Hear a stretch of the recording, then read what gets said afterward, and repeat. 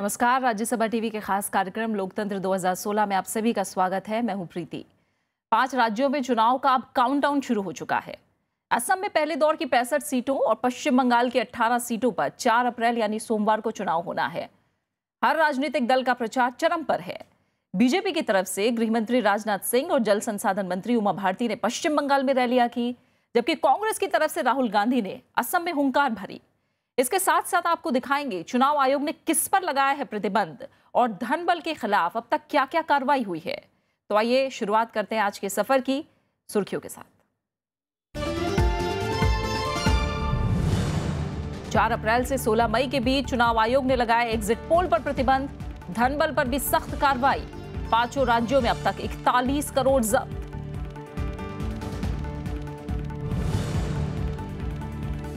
पश्चिम बंगाल में बीजेपी का चुनाव प्रचार। गृह मंत्री राजनाथ सिंह ने राज्य के पिछड़ेपन के लिए पुरानी सरकारों को ठहराया जिम्मेदार। जल संसाधन मंत्री उमा भारती ने भी की वोट की अपील।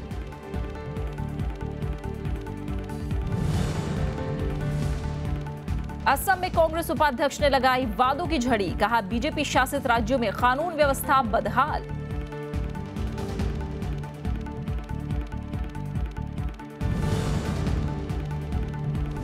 और केरल में एलडीएफ के 124 उम्मीदवारों की सूची जारी। अच्युतानंदन, विजयन समेत 2 फिल्म स्टार और 3 पत्रकारों को भी टिकट।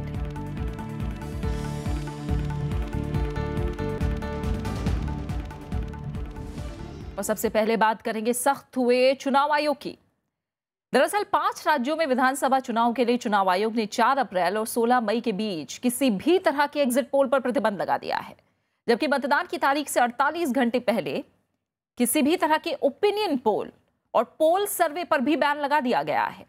साथ ही आपको बता दें कि 4 अप्रैल को असम और पश्चिम बंगाल में पहले फेज का चुनाव है, जबकि 16 मई को तमिलनाडु, केरल और पुदुचेरी में चुनाव होना है।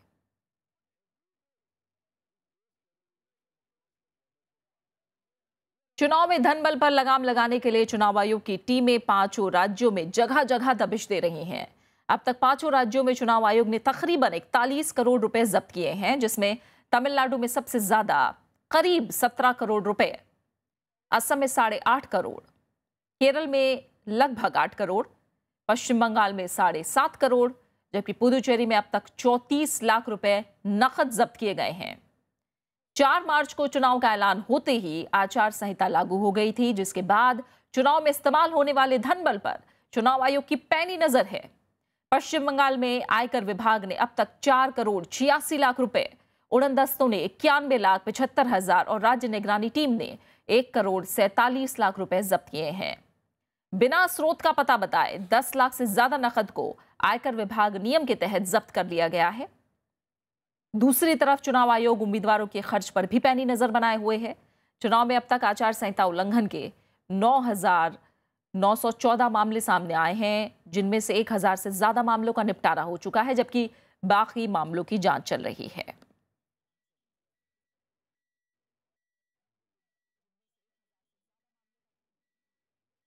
और अब बात पश्चिम बंगाल की।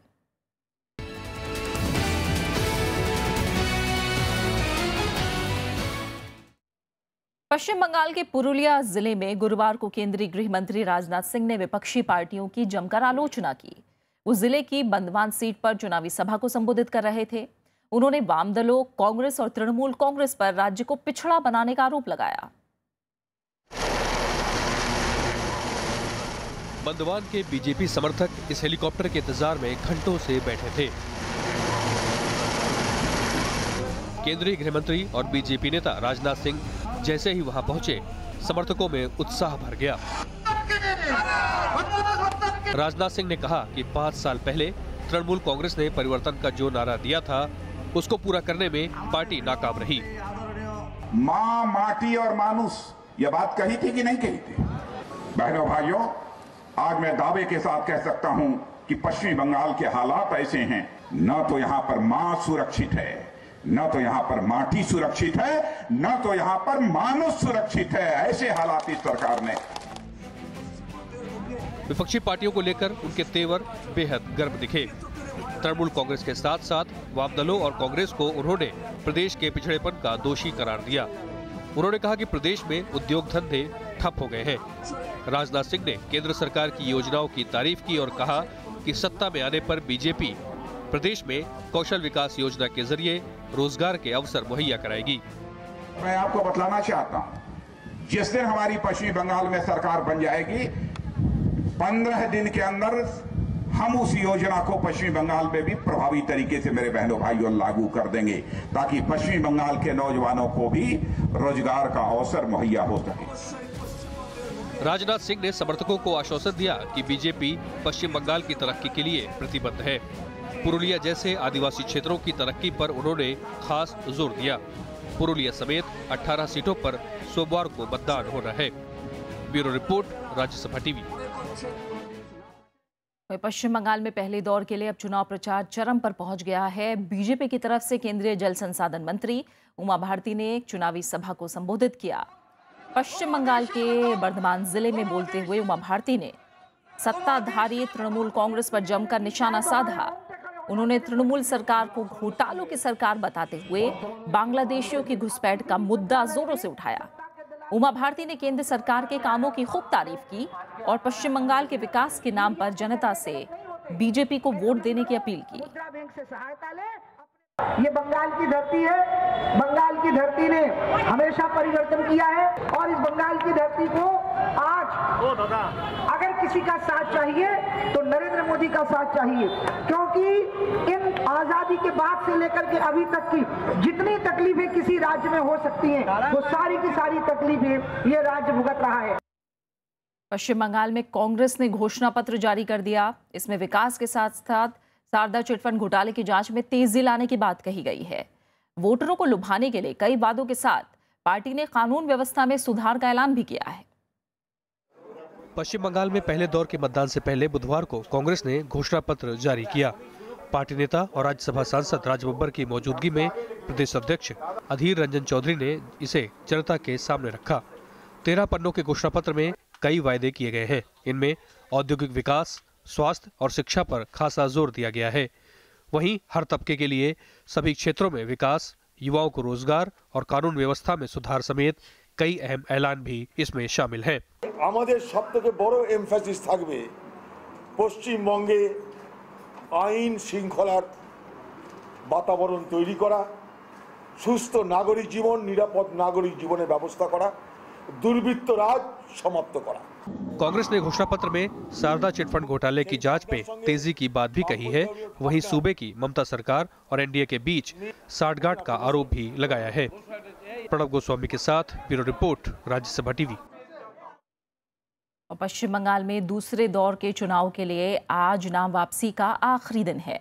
नामांकन पत्रों की जांच के दौरान 403 नामांकन में से 6 रद्द कर दिए गए हैं।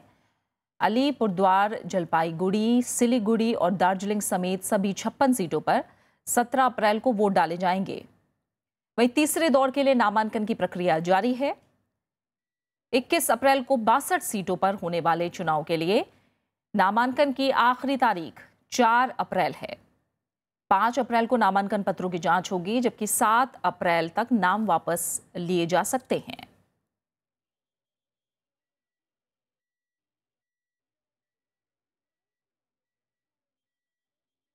तीन मुल्कों की अंतर्राष्ट्रीय सीमाओं से लगने वाला राज्य पश्चिम बंगाल अपनी कला, संस्कृति, खान पान, शास्त्रीय संगीत के लिए जाना जाता है। बंकिम चंद्र चटर्जी, स्वामी विवेकानंद, सुभाष चंद्र बोस, राजा राम मोहन रॉय जैसे महान लोग बंगाल की धरती से ही आते हैं। किसी वक्त वाम दलों का गढ़ माने जाने वाला पश्चिम बंगाल अब एक बार फिर से चुनावी सुर्खियों में है। आइए चुनाव से पहले एक नजर सूबे के प्रोफाइल पर डालते हैं।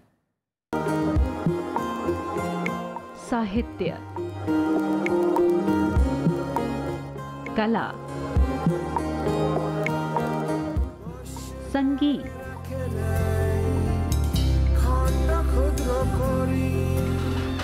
और रंगमंच में पश्चिम बंगाल और यहाँ रहने वाले बाशिंदों का एक बड़ा योगदान माना जाता है।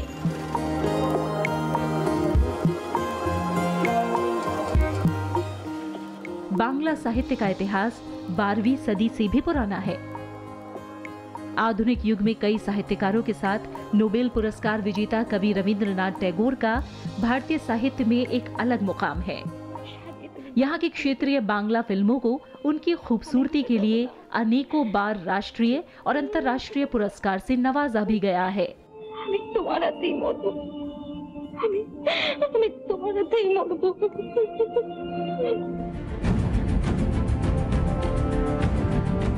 1905 में राजनीतिक फायदे के लिए अंग्रेजों ने बंगाल का विभाजन कर दिया था, लेकिन लोगों के बढ़ते हुए आक्रोश को देखते हुए 1911 में बंगाल को फिर से एक कर दिया गया। इससे स्वतंत्रता आंदोलन की ज्वाला और तेजी से भड़क उठी।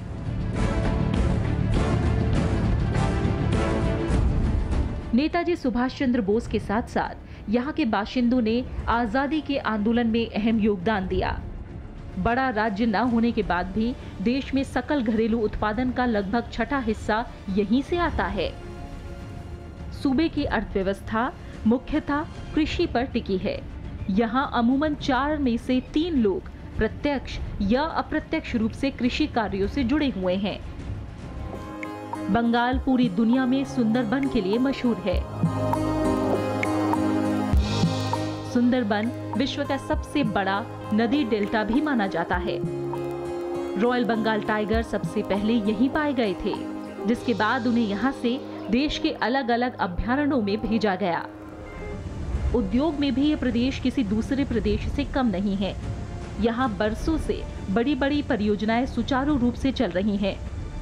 इस्पात, विद्युत, पेट्रोकेमिकल्स, लोहा जैसे कई बड़े बड़े उद्योग यहाँ मौजूद हैं। चुनाव आयोग ने 6 चरणों में चुनाव की तारीखें तय की हैं। 294 विधानसभा सीट के लिए यहाँ पहले फेज के लिए 4 और 11 अप्रैल को वोट डाले जाएंगे, जबकि 17, 21, 25, 30 अप्रैल और 5 मई को बाकी चरणों का चुनाव तय है। 19 मई को वोटों की गिनती की जाएगी। यहाँ 6,55,46,101 मतदाता मौजूद हैं, जिनके लिए कुल 77,247 पोलिंग बूथ बनाए जाएंगे।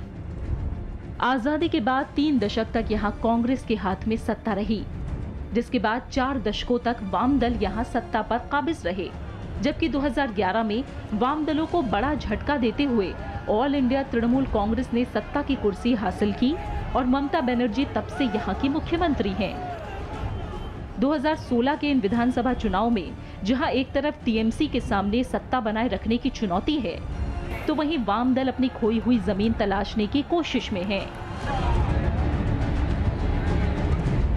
जबकि कांग्रेस के साथ साथ बीजेपी भी इस बार पूरा दमखम लगाने में जुटी हुई है। Bureau report, Rajya Sabha TV. और आइए पश्चिम बंगाल के बाद अब बात करते हैं असम की।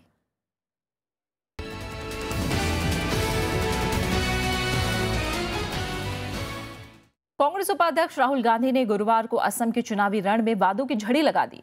उन्होंने 2 रुपए किलो चावल, मुफ्त इलाज, रोजगार और चाय बागान मजदूरों को पक्का मकान देने का भरोसा दिया, तो केंद्र सरकार के कामकाज की जमकर आलोचना की।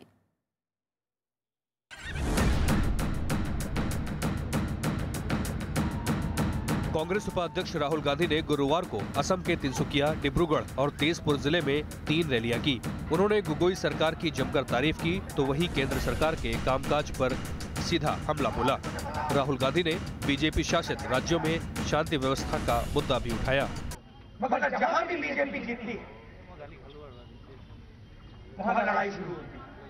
अब देखिए, हरियाणा में 10 साल कांग्रेस पार्टी ने राज किया,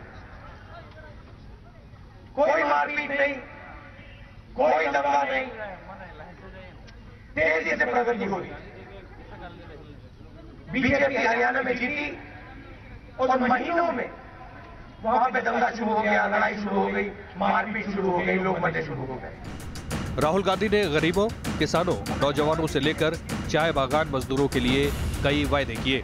युवाओं को रोजगार देने का होगा और 10 लाख युवाओं को हम 5 साल के अंदर रोजगार दिला के दिखाएंगे। स्वास्थ्य बीमा बचानी योजना, नेचुरल डिजास्टर में किसानों की मदद करने के लिए चावल 2 रुपए किलो हम असम में दिलवाएंगे। असम में चुनाव तारीखों के ऐलान के बाद गुरुवार को राहुल गांधी ने दूसरी बार धुआंधार प्रचार किया। इन इलाकों में 4 अप्रैल को वोट डाले जाएंगे। विशाल दहिया के साथ ब्यूरो रिपोर्ट, राज्यसभा टीवी। वहीं बीजेपी की तरफ से असम में प्रचार करते हुए मानव संसाधन विकास मंत्री स्मृति ईरानी ने कांग्रेस पर जमकर हमला बोला। स्मृति ईरानी ने कहा कि कांग्रेस सरकार महिलाओं को सुरक्षा देने में असमर्थ रही है। मानव संसाधन विकास मंत्री ने जनता से बीजेपी को वोट देने की अपील की। प्रगति के पथ पर चलना है, रोजगार को पाना है तो 11 घर के बाहर आइए, एजीपी का बटन दबाइए, हाथी के साथ कमल का फूल खिलाइए और रोजगार के नए अवसर पाइए। असम विधानसभा चुनाव में कांग्रेस के साथ मिलकर चुनाव लड़ रही यूनाइटेड पीपल्स पार्टी यानी यूपीपी ने अपना चुनावी घोषणा पत्र जारी कर दिया है। पार्टी ने महिला विकास प्राधिकरण, छात्राओं को विशेष स्कॉलरशिप, सुरक्षा बल में 33% महिला आरक्षण, 24 घंटे हेल्पलाइन सेवा, झाड़ फूंक के खिलाफ सख्त कानून, बोडोलैंड इलाके के हर जिले में अस्पताल और सरकारी अस्पतालों में फ्री दवाइयां देने का वादा किया है। यूपीपी ने बीजेपी पर भ्रष्टाचारियों से हाथ मिलाने का आरोप लगाया। आपको बता दें कि पिछले साल अगस्त में यूपीपी नई पार्टी के रूप में सामने आई थी। कांग्रेस जहां 122 विधानसभा सीटों पर लड़ रही है, जबकि बोडोलैंड इलाके में 4 बुनियादी सुविधाओं की जबरदस्त कमी से जूझ रहा है। यहां पहले चरण में वोट डाले जाएंगे, जिसमें टूटी सड़कें और पानी की कमी अहम चुनावी मुद्दे हैं।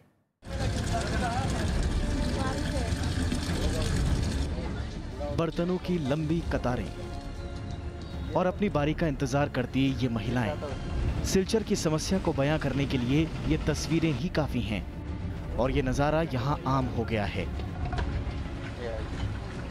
इतनी जो आने का जो नॉर्मली बात होता है तो वो भी 10 मिनट से ज्यादा कभी हम लोग को नहीं मिलता है और लोगों को खाने पीने का पानी के लिए प्रॉब्लम तो पहले से ही है। जो भी नल लगाए गए हैं वो भी आयरन से भरा हुआ पानी मिलता है उसमें। हम लोग को तो वही खाली रास्ता के लिए हम लोग का आने से ही हम लोग का रास्ता के लिए बोलता ही है, पानी के लिए बोलता है, रास्ता का, बिजली का, सब का प्रॉब्लम है हम लोग का।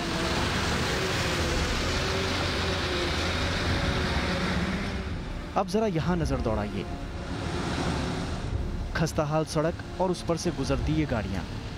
ये है गुवाहाटी और सिलचर को जोड़ने वाला हाईवे। सड़क पर भरा पानी और जगह जगह बने गड्ढे वाहनों की रफ्तार रोक देते हैं। इस हाईवे पर रोजाना तेल और रोजमर्रा की जरूरतों के सामान से लदे सैकड़ों ट्रक गुजरते हैं, लेकिन खस्ताहाल सड़कों के कारण समय पर आपूर्ति नहीं हो पाती। आलम यह है कि गुवाहाटी से सिलचर पहुंचने में 14 से 15 घंटों का समय लग जाता है। बहुत मुसीबत हो रहा है चलने में, गाड़ी भी खराब हो रहा है, अपना भी तकलीफ है। कम से कम 14-15 घंटा लग जाता है गुवाहाटी से मालेडोर तक। रास्ते की हालत बुरा हाल है। 10-12 साल से तो यही है, जहाँ तक गाड़ी एक्सीडेंट होता है, कभी पूरा रात कभी पूरा दिन हम लोग फंसा रहता है, 2-3 दिन फंसा रहता है। क्यों गाड़ी पास नहीं होता है, गाड़ी ब्लॉक हो जाने के बाद में गाड़ी पास नहीं होता है, गड्ढा जब हो जाता है, गड्ढा का साइड में गाड़ी ले जाने नहीं सकता है। सिलचर असम का दूसरा सबसे बड़ा शहर माना जाता है, लेकिन बुनियादी सुविधाओं की कमी इसके पिछड़ेपन का एहसास कराती हैं। जनता की माने तो अप्रैल को होने वाले सिलचर के मतदान में वो ऐसे हर मुद्दे को ध्यान में रखकर अपना वोट देगी। Bureau report, Rajya Sabha TV. और आइए अब बात करते हैं केरल की।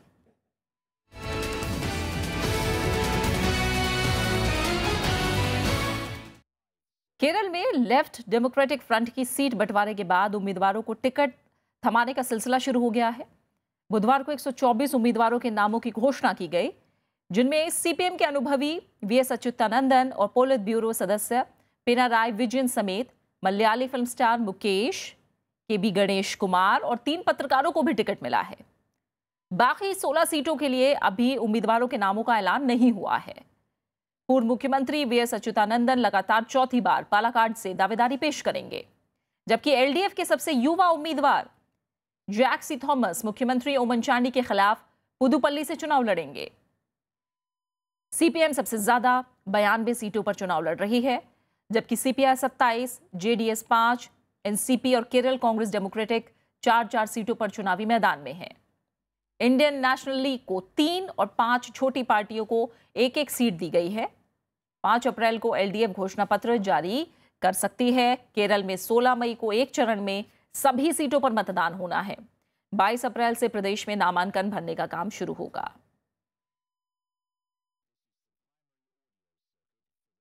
और केरल में चुनावी तैयारियां जोरों पर हैं। हर दल अपने उम्मीदवारों के नामों का ऐलान करने में जुटा हुआ है। इसी कड़ी में राष्ट्रवादी कांग्रेस पार्टी ने अपने 4 उम्मीदवारों के नामों का ऐलान किया। पार्टी कोषाध्यक्ष मनीषी कप्पन को कोट्याम से उम्मीदवार बनाया गया है, जो केरल कांग्रेस एमके अध्यक्ष के मनी को चुनौती देंगे। केरल में एनसीपी एलडीएफ का हिस्सा है। सीट बंटवारे पर बनी सहमति के तहत एनसीपी को 4 सीटें मिली थी। वहीं दूसरी तरफ गठबंधन की दूसरी बड़ी पार्टी सीपीआई ने भी 2 उम्मीदवारों का ऐलान किया है। और आइए अब कुछ खबरें तमिलनाडु से जुड़ी।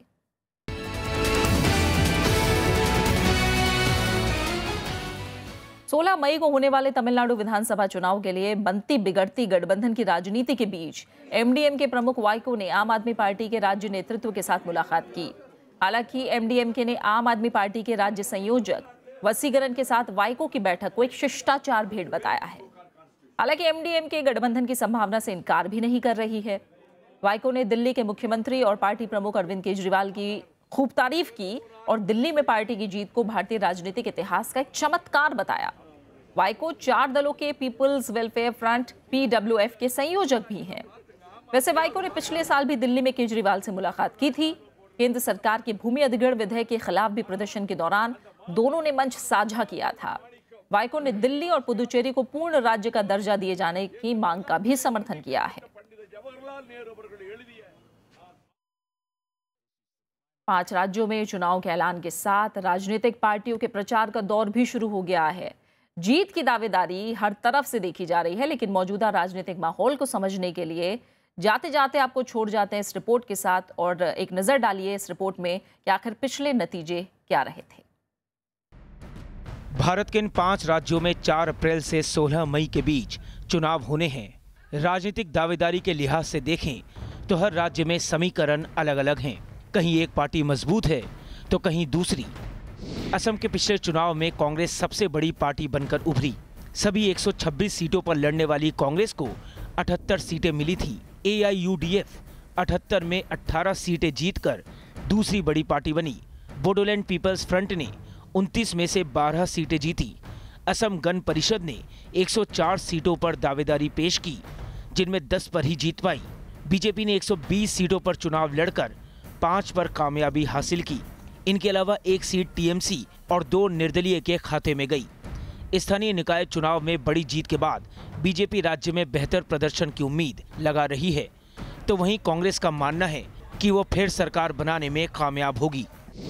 सीटों के लिहाज से पश्चिम बंगाल सबसे बड़ा राज्य है। बीते चुनाव में 226 सीटों पर चुनाव लड़ने वाली तृणमूल कांग्रेस को 184 सीटों पर जीत हासिल हुई, तो वहीं 66 सीटों पर लड़ने वाली कांग्रेस को 42 पर जीत मिली और प्रदेश में ये दूसरी बड़ी पार्टी बनकर उभरी। सीपीएम ने 213 सीटों पर चुनाव लड़ा और 40 पर जीत दर्ज करा पाई। फॉरवर्ड ब्लॉक 34 में से 11 सीटें जीतने में कामयाब हुई, तो वहीं आरएसपी को 23 में से 7 सीटें मिल पाई। इनके अलावा गोरखा जनमुक्ति मोर्चा को 3 और सीपीआई को 2 सीटों पर जीत मिली। बीजेपी का पिछले चुनाव में खाता नहीं खुल सका था, लेकिन लोकसभा चुनाव में वोट शेयर में बढ़ोतरी के बाद बीजेपी को बेहतरी की उम्मीद है। सीटों के लिहाज से दक्षिण राज्यों में तमिलनाडु सबसे अहम है। 2011 में 165 में से 150 सीटें जीतकर AIADMK ने एक तरफा जीत हासिल की। DMDK ने 41 सीटों में 29 सीटों पर जीत हासिल की, तो वहीं DMK को 124 में 23 सीटों पर कामयाबी हासिल हुई। CPM को 12 में से 10 सीटों पर जीत हासिल हुई। CPI ने 10 सीटों पर चुनाव लड़ा और उसे 9 में जीत मिली, तो वहीं कांग्रेस ने 63 में से 5 सीटें जीत लीं। 5 में तमिलनाडु इकलौता राज्य है जहां एक भी निर्दलीय को जीत हासिल नहीं हुई। बीजेपी 204 सीटों पर चुनाव लड़ी, लेकिन एक पर भी उसे कामयाबी नहीं मिली। केरल का चुनावी समीकरण इस बार भी बेहद दिलचस्प है। 2011 में CPM 84 में से 45 सीटें जीतकर सबसे बड़ी पार्टी बनी। वहीं कांग्रेस ने 81 में से 38 सीटों पर जीत दर्ज की। मुस्लिम लीग को 23 में से 20 सीटों पर कामयाबी मिली, तो वहीं CPI को 27 में 13 सीटों पर जीत मिली। बीजेपी ने केरल में 138 सीटों पर दांव खेला था, लेकिन नतीजा 0 रहा। पुदुचेरी छोटा प्रदेश है, लेकिन राजनीतिक दावेदारी यहां बेहद तगड़ी है। पिछले चुनाव में ऑल इंडिया NR कांग्रेस 17 में 15 सीटों पर जीत हासिल कर सबसे बड़ी पार्टी के तौर पर उभरी थी। कांग्रेस ने भी 17 सीटों पर चुनाव लड़ा, लेकिन 7 सीटें ही जीतने में कामयाब हो पाई। AIADMK ने 10 में से 5, DMK ने 10 में से 2 सीटें जीती और 1 सीट निर्दलीय के खाते में गई। इन राज्यों में इस बार 4 अप्रैल से 16 मई के बीच मतदान होने हैं, लिहाजा सभी पार्टियों ने मैदान में जोर लगाना शुरू कर दिया है। Bureau report, Rajya Sabha TV.